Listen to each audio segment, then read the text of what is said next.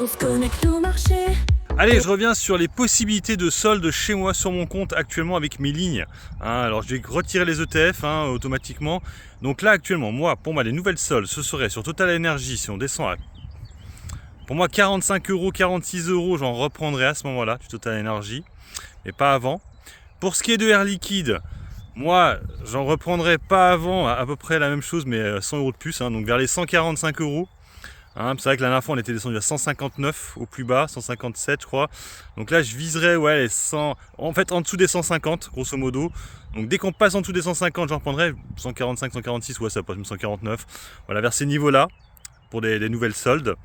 Ensuite, alors pour Alstom, un peu comme la dernière fois, là il faudra qu'on descende à 15 euros pour que j'en reprenne du Alstom parce que là actuellement c'est bien remonté déjà. Et alors pour ce qui est de Ferrari, vous le savez, je l'ai déjà dit plusieurs fois, c'est 350 euros le prochain niveau des soldes. Pour l'instant, on n'y est pas du tout, on est revenu à 400. Et alors, pour Téléperformance, c'est un peu compliqué parce que c'est pas censé être une valeur long terme. Donc, disons que si, au moment des résultats, en tout cas là actuellement, on est à 92, je crois, c'est ça. Donc là, je pense que je vais alléger un peu avant résultat. Imaginons que les résultats soient super vendus et qu'on redescende à, je sais pas moi, à 75 euros. Pour moi, ce serait des soldes, pour le coup, sur Téléperformance, 75 euros. Mais ça se trouve, ça descendra plus bas. Ça, le truc, ça ira à 72 ou 70. En tout cas, s'il y a un gros dip, je pense que j'en reprendrai quand même. Donc j'aurai allégé, comme ça, si ça rechute violemment, j'en reprends tranquillement. Parce que le dividende n'aura pas été encore versé. Comme ça, du coup, je récupérerai mon dividende et j'aurai un meilleur rendement automatiquement. Et puis c'est tout. Pour ce qui est de Nike, mais sous les 50 dollars Nike, pas avant.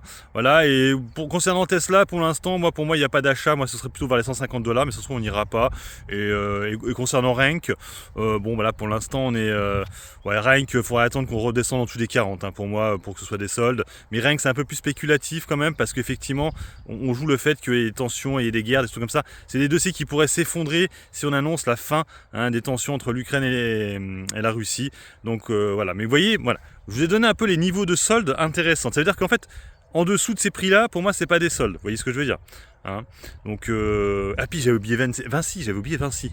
Alors pour Vinci, pour moi les soldes, c'est logique, vu mon PRU, ce serait vers les 95 euros, pas avant, 95, voire même légèrement en dessous des 90. Pas avant, parce que moi j'ai un PRU à 98, donc 95 comme je vous dis par là, 95, 96, mais pas avant. Mais là pour l'instant c'est vrai que c'est la seule qui se maintient superment bien. J'ai une plus-value de 20% sur Vinci, sachant en plus qu'ils ont déjà versé le dividende, donc ça c'est vraiment un très beau dossier. Voilà, j'ai fait le point un peu sur mes possibles soldes, mais pour l'instant il n'y a rien de spécial à faire étant donné qu'on n'est pas sur des soldes. Il faut attendre tranquillement. J'espère qu'elles vont arriver, peut-être cet été, peut-être en début de rentrée, peut-être en septembre, on ne sait pas, mais pour l'instant j'attends. Allez, sur ce, moi je vous laisse, bon investissement et puis bon trade, ciao ciao.